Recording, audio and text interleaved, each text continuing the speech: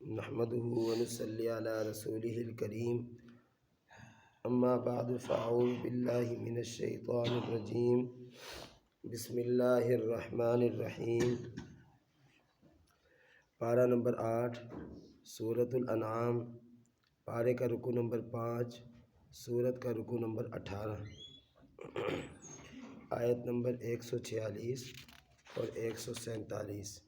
بسم اللہ الرحمن الرحیم۔ بسم اللہ الرحمن الرحیم۔ وعلی الذین ہادوا وعلی الذین ہادوا حرمنا حرمنا کل ذی ظفر کل ذی ظفر ومن البقر ومن البقر والغنم والغنم حرمنا حرمنا علیہم علیہم شحومہما شحومہما الا ما حملت الا ما حملت ظہورہما ظہورہما او الحوایا او الحوایا او مختلط او مختلط بعظم بعظم ذلك جزیناہم ذلك جزیناہم ببغیہم ببغیہم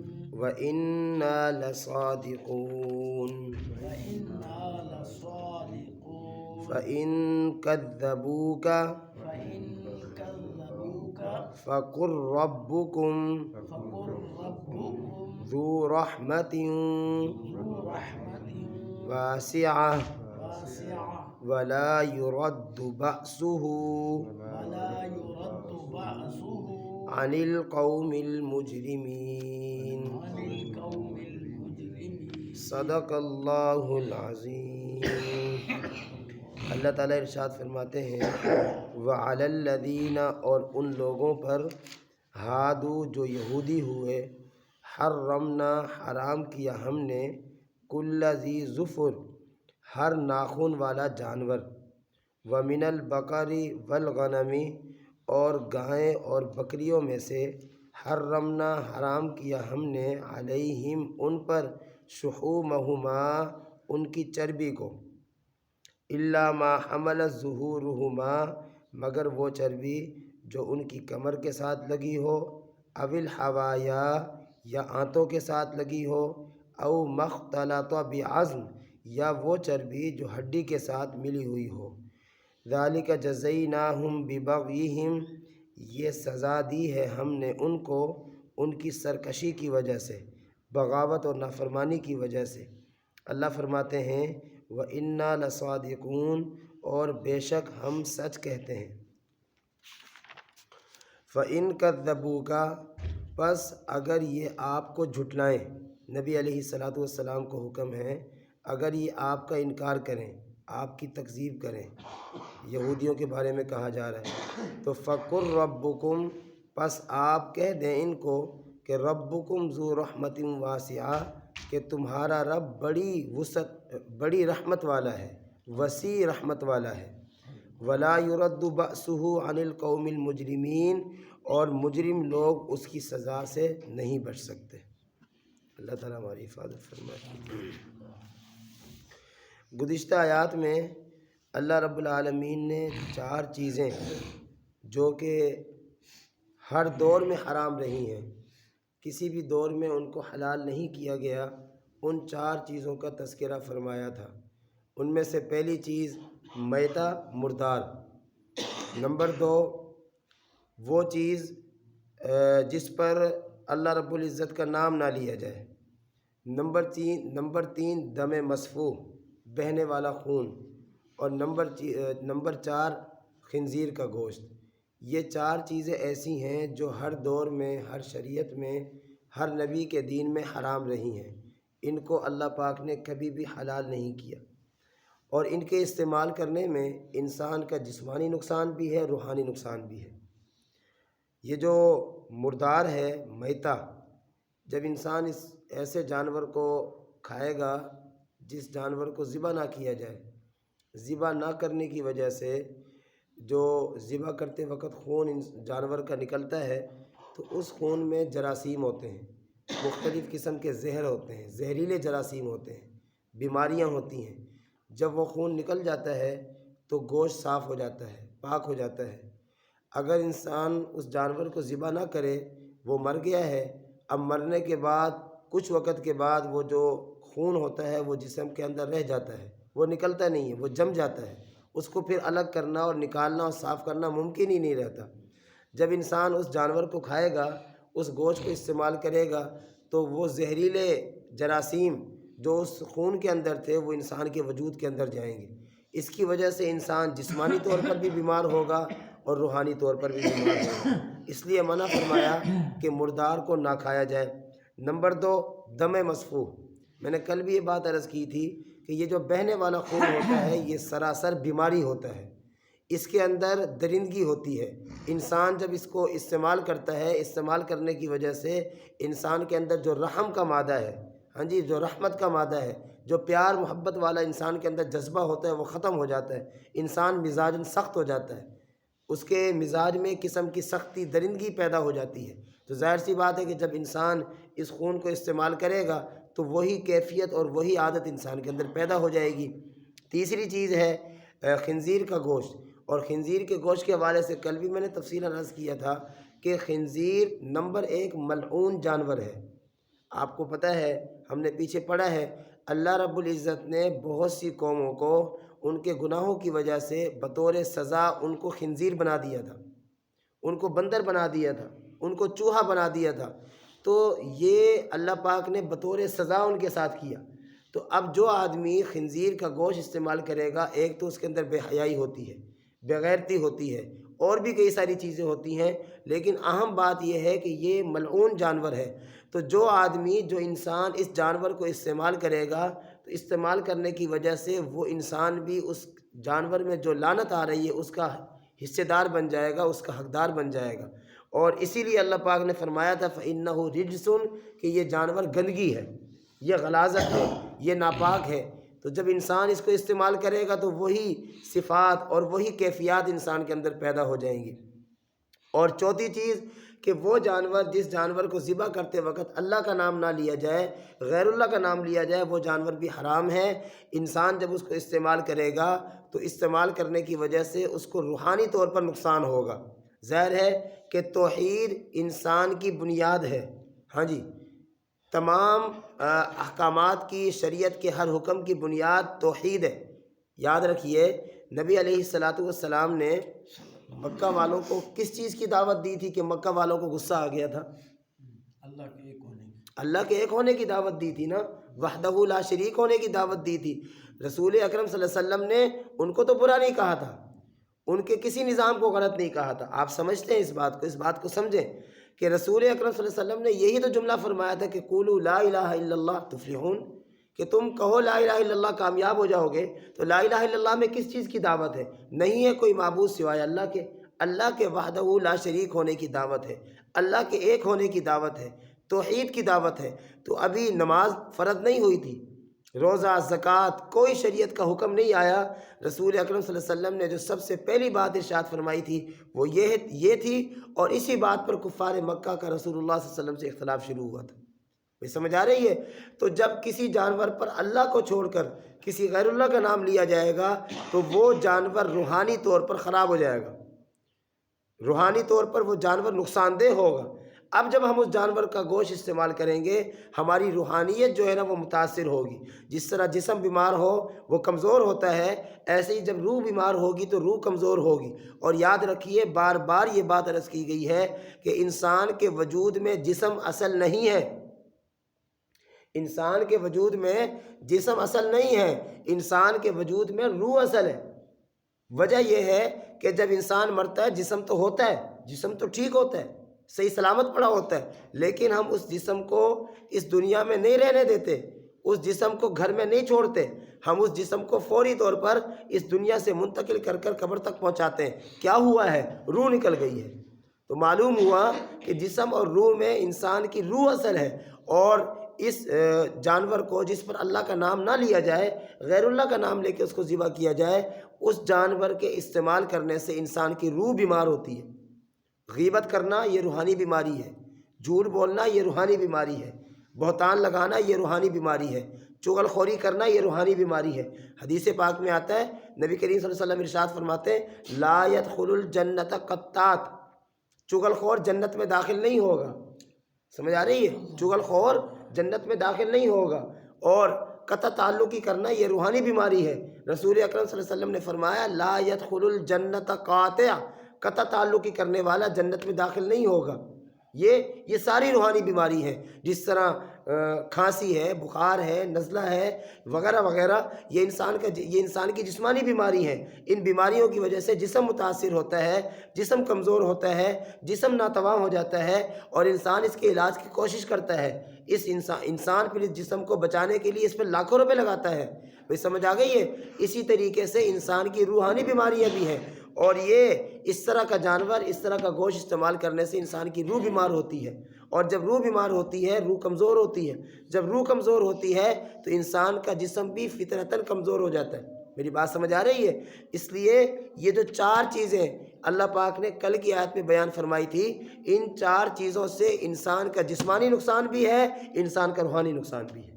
اس لیے انسان کو ان چیزوں سے اپنے آپ کو بچا کے رکھنا چاہیے۔ اللہ پاک ہمیں سمجھنے کی توفیق عطا فرمائے۔ آج جو آیت ہم نے پڑھی ہے، اس آیت میں بات سمجھے کہ بہت سی چیزیں حلال ہوتی ہیں، لیکن اللہ رب العالمین بطور سزا کہ وہ چیزیں ان پر حرام فرما دیتے ہیں۔ اس آیت میں اللہ پاک نے یہودیوں کا تذکرہ فرمایا۔ یہودیوں کے جرائم کو چھوٹے جرائم نہیں ہیں، میری بات سمجھیں۔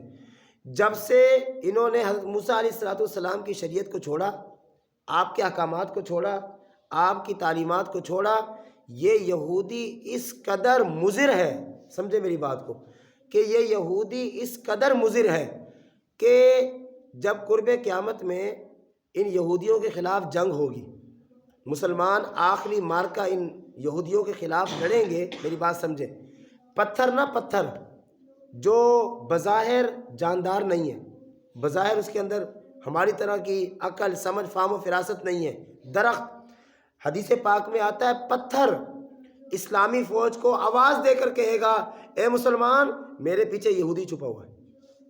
درخت جو ہے نا آواز دے کر کہے گا اے مسلمان میرے پیچھے یہودی چھپا ہوا ہے۔ یہ یہودی اس قدر مضر ہے، اس قدر یہ اس دنیا اور اس زمین پر بوجھ ہے کہ وہ پتھر بھی سمجھے گا کہ یہ گندا ہے، یہ غلیظ ہے، یہ ناپاک ہے، یہ یہودی ہے، یہ میرے لیے نقصان دہ ہے، اس دنیا کے لیے نقصان دہ۔ وہ درخت بھی اس بات کو سمجھے گا، اور وہ مسلمان فوجی کو کہے گا، مسلمان مجاہد کو آواز دے کر کہے گا کہ میرے پیچھے یہودی چھپا ہوا ہے۔ اس قدر یہ خطرناک ہے، اس قدر یہ نقصان دہ ہے۔ اور جب سے اسلام آیا اس وقت سے لے کر آج تک دیکھیے، عمر فاروق رضی اللہ تعالیٰ عنہ شہید ہوئے، اٹھائے تاریخ، پیچھے یہودی ہے۔ عثمان غنی رضی اللہ تعالیٰ عنہ شہید ہوئے، تاریخ اٹھا کر دیکھیں، سازش یہودیوں کی ہے۔ حضرت علی المرتضیٰ رضی اللہ تعالیٰ عنہ کو کوفہ میں شہید کیا، جامع مسجد کے دروازے پر شہید کیا، تاریخ اٹھا کر دیکھیں، شرارت ان یہودیوں کی ہے۔ حضرت حسن رضی اللہ تعالیٰ عنہ کو زہر دیا، شرارت ان یہودیوں کی ہے۔ حسین رضی اللہ تعالیٰ عنہ کو کربلا میں بلا کر شہید کیا، شرارت ان یہودیوں کی ہے، سازش ان یہودیوں کی ہے۔ اس وقت سے لے کر آج تک اسلام کو مستقل نقصان پہنچانے کی کوشش کر رہے ہیں۔ پس پردہ بیٹھے ہوتے ہیں، اپنا سرمایہ استعمال کرتے ہیں، اپنی عقل استعمال کرتے ہیں، اور اسلام کو نقصان پہنچانے کی کوشش کرتے ہیں۔ یہ تو میرے اللہ تعالیٰ کا نظام ہے کہ اللہ پاک نے اسلام کو نازل کیا، قیامت تک اس کو باقی رکھنا ہے۔ میری بات سمجھ رہے ہیں؟ قیامت تک یہ باقی رہے گا، اللہ اس کی حفاظت فرمائیں گے۔ ورنہ اگر اسباب کے درجے میں دیکھا جائے، ان یہودیوں نے اس کو ختم کرنے کی، اس کو منہدم کرنے کی، اس کے وجود کو مٹانے کی 100% کوشش کی ہے، اور آج بھی کر رہے ہیں۔ اللہ فرماتے ہیں وَعَلَى الَّذِينَ هَادُوا، اور وہ لوگ جو یہودی ہوئے، حرمنا کل ذی ظفر، ہم نے ہر ناخن والے جانور ان پر حرام کر دیے۔ مثال کے طور پر اونٹ ناخن والا جانور ہے۔ بعض جانور نا وہ ناخن والے ہوتے ہیں، لیکن نا ان کے وہ جو پاؤں ہیں نا ان کی کھال آپس میں ملی ہوئی ہوتی ہے، وہ نہیں، وہ تو مرغی ہے نا، ناخن تو اس کے بھی ہوتے ہیں لیکن اس کی نیچے کی کھال آپس میں ملی ہوئی ہوتی ہے۔ وہ جانور جن کے ناخن ہوں لیکن یہ درمیان کی کھالیں آپس میں نہ ملی ہوئی ہوں، وہ مراد ہے۔ مثال کے طور پر اونٹ ہے، مثال کے طور پر شتر مرغ ہے، مثال کے طور پر بطخ ہے۔ اس طرح کے جانور یہ فی نفسی ہی حلال ہے، حقیقت میں حلال ہے، بنیادی طور پر یہ حرام نہیں ہے، ہمارے لیے بھی حلال ہے، اس وقت بھی حلال تھے، لیکن اللہ رب العزت نے یہودیوں کی شرارت کی وجہ سے، یہودیوں کی بدماشی کی وجہ سے، ان کا جو طرز زندگی ہے کہ انبیاء کو شہید کر رہے ہیں، انبیاء کو نعوذ باللہ نقصان پہنچا رہے ہیں، ان کو قتل کر رہے ہیں، ان کو جھٹلا رہے ہیں، اور بھی اس طرح کی بے شمار شرارتیں ہیں ان کی، اللہ پاک نے ان کی اس شرارت کی وجہ سے وہ حلال جانور جو اس سے پہلے بھی حلال تھے، اس وقت بھی حلال رہے، اب بھی حلال ہے، لیکن یہودیوں کی شرارت کی وجہ سے ان پر حرام فرما دی، ان پر حرام کر دی۔ اور دیکھیں اللہ فرماتے ہیں وَمِنَ الْبَقَرِ وَالْغَنَمِ، گائے بیل وغیرہ میں سے، والغنمی اور بکری وغیرہ میں سے، حرمنا حرام کی علیہم ان پر، شحومہما ان کی چربی۔ ہاں بھائی بکری کی چربی حرام ہے؟ نہیں۔ گائے وغیرہ کی چربی حرام ہے؟ نہیں، حلال ہے، ہم استعمال کرتے ہیں الحمدللہ، اور ویسے بھی حلال ہے، اس وقت بھی حلال تھی، لیکن اللہ پاک نے ان کو سزا دی، میری بات سمجھیں، ان کو سزا دی اور فرمایا کہ تم گائیں بیل، سمجھا رہی ہے، بکری وغیرہ بھیڑ وغیرہ اس کی چربی کو استعمال نہیں کر سکتے، استعمال کرنے کی اجازت نہیں، صرف 3 قسم کی چربی استعمال کرنے کی اجازت ہے۔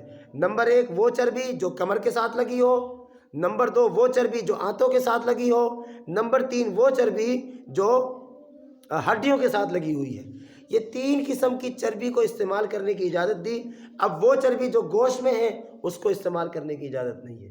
اب آپ اندازہ لگا لیجئے 1 کلو گوشت لیں، اور ظاہر گوشت میں چربی ہوتی ہے، اب اس چربی کو گوشت سے الگ کرنا ہے، کتنا مشکل ہے، مشکل ہے نا بھائی، گوشت کو استعمال کرنا ہے، صرف گوشت استعمال کرنا ہے، اس میں چربی بالکل بھی نہ ہو، اگر چربی ہوگی تو چونکہ چربی حرام ہے اس کی وجہ سے گوشت بھی حرام ہو جائے گا۔ یہ کتنا سخت حکم ہے جو اللہ پاک نے ان یہودیوں پر نازل فرمایا، کیوں؟ ان کی شرارت کی وجہ سے، ان کی ان کی غلط قسم کی سوچیں تھی، غلط قسم کی سازشیں تھی، اس کی وجہ سے۔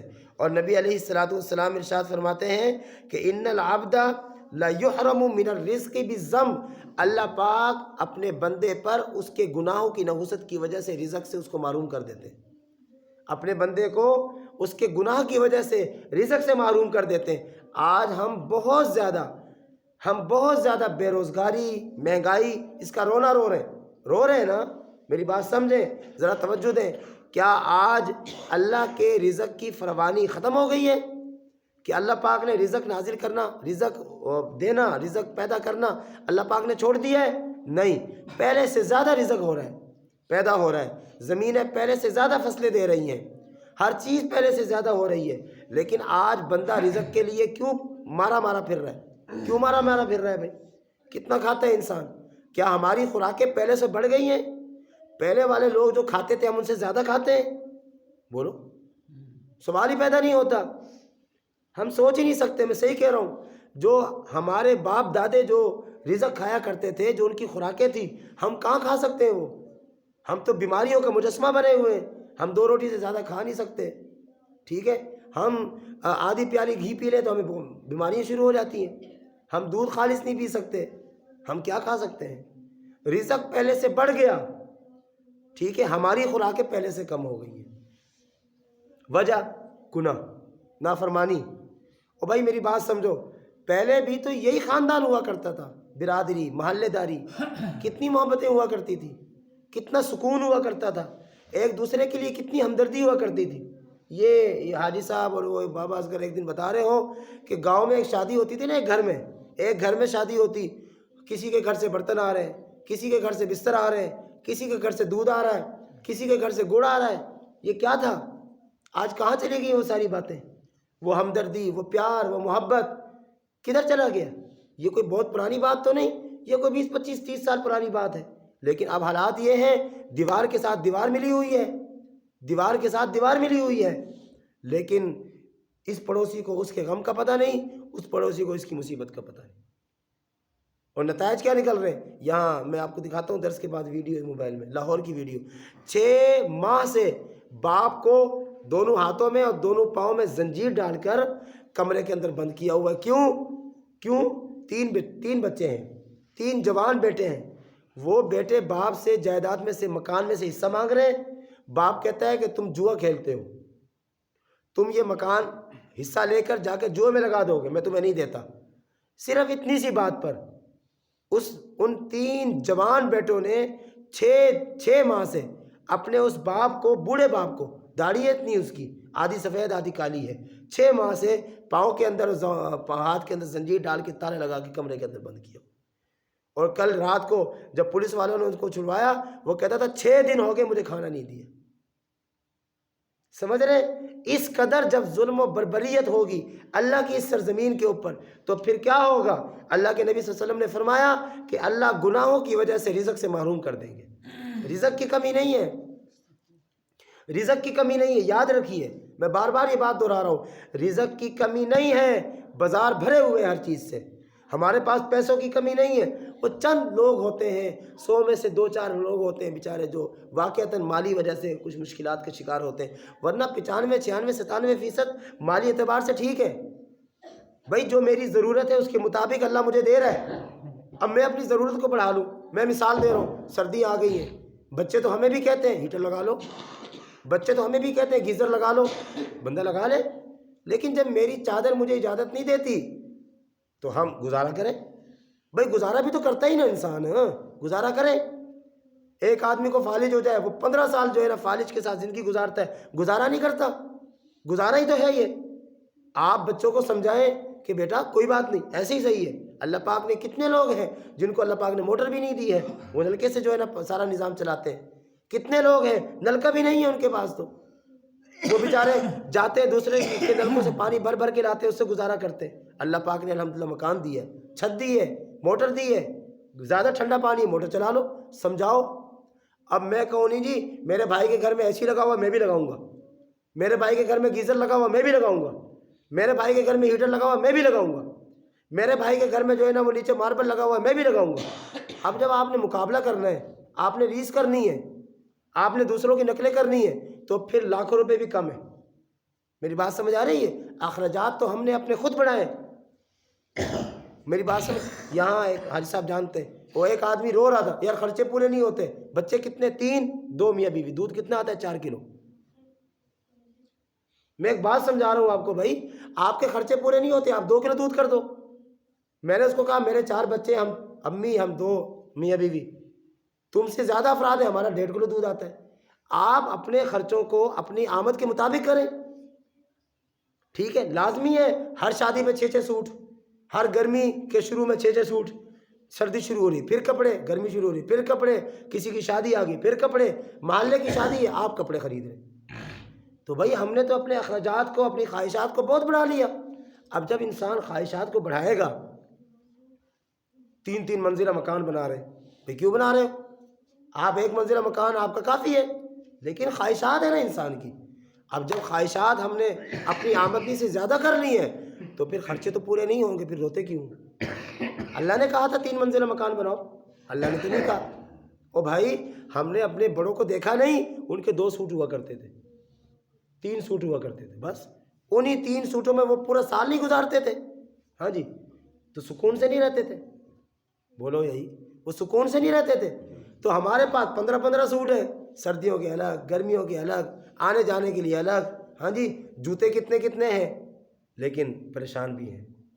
اب کریں نا ذرا فرق کریں، فرق کیا ہے کہ انہوں نے اپنے اخراجات کو اپنی آمدنی کے مطابق بنایا۔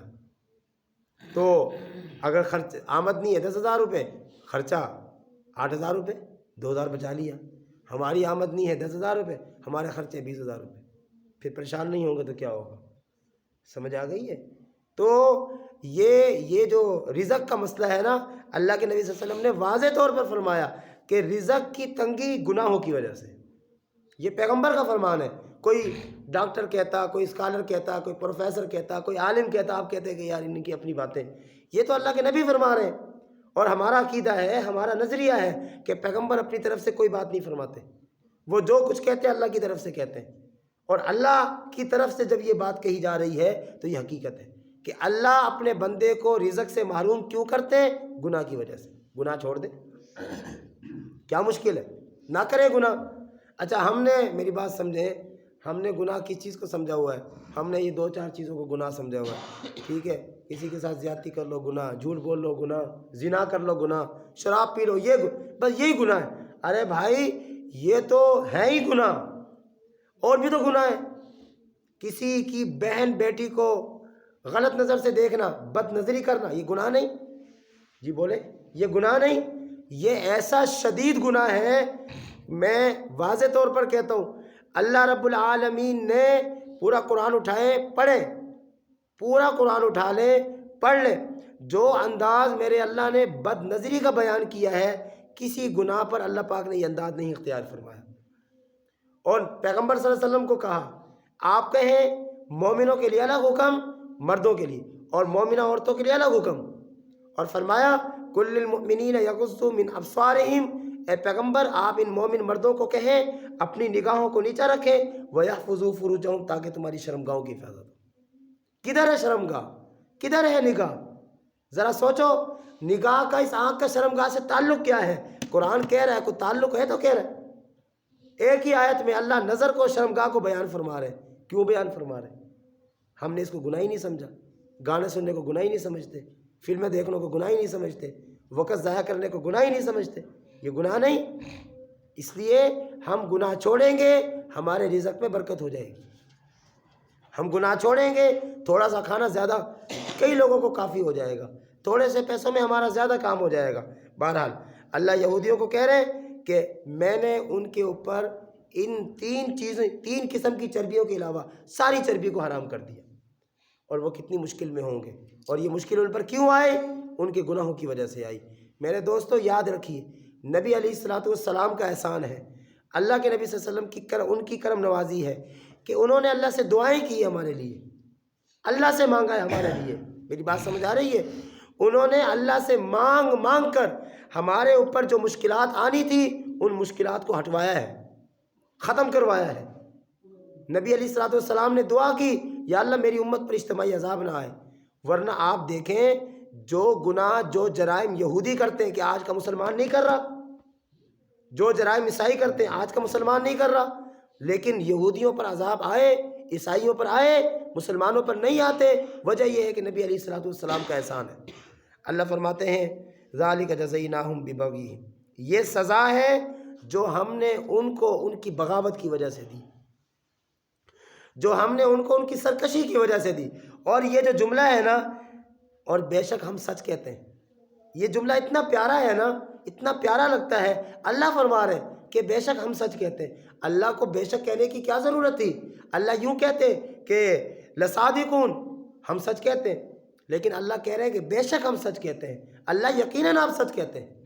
اللہ کا ہر فرمان، اللہ کے نبی صلی اللہ علیہ وسلم کا ہر فرمان یقیناً سچ ہے، یقیناً سچ ہے۔ ساری دنیا کہے جھوٹ ہے، میرا اللہ کہے سچ ہے، وہ سچ ہے۔ ساری دنیا جھوٹی ہے۔ فرمایا فَإِن كَذَّبُوكَ، اچھا دیکھیں نظر اس آیت کو دیکھیں۔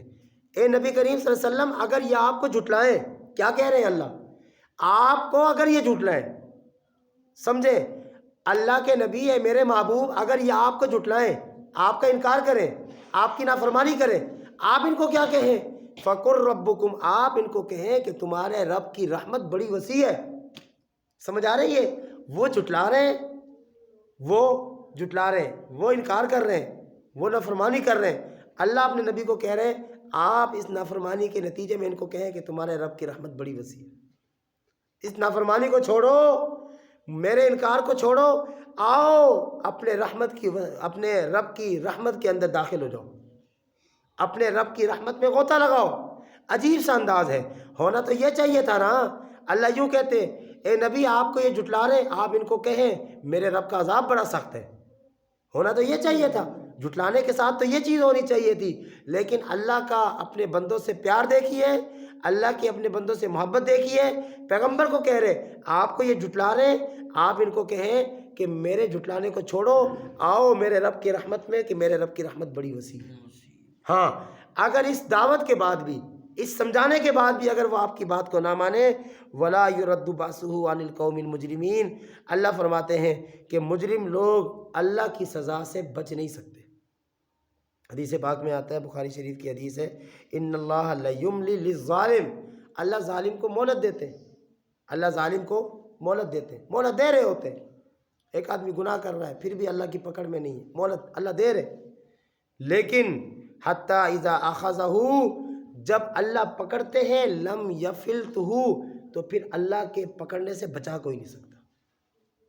یاد رکھیے، اس لیے اللہ کی مہلت سے ڈرنا چاہیے، اللہ کی مہلت سے ناجائز فائدہ نہیں اٹھانا چاہیے کہ میں تو گناہ کیے جا رہا ہوں، مجھے تو کچھ بھی نہیں ہوتا۔ یہ مولوی کہتے ہیں گناہ کرو گے یہ ہو جائے گا، یہ ہو جائے گا، یہ ہو جائے گا۔ اسی طرح ہے، اللہ مہلت دے رہے ہوتے ہیں، وَأُمْلِي لَهُمْ، اللہ ان کو مہلت دیتے ہیں، اِنَّ قَیدی متین، میرے اللہ کی تدبیر بڑی مضبوط ہے۔ جب وہ پکڑتا ہے اس انداز سے پکڑتا ہے، پھر دنیا کی کوئی طاقت اس کے پکڑ سے بچا نہیں سکتی۔ اللہ پاک جو کچھ کہا سنا سمجھا عمل کرنے کی توفیق عطا فرمائے۔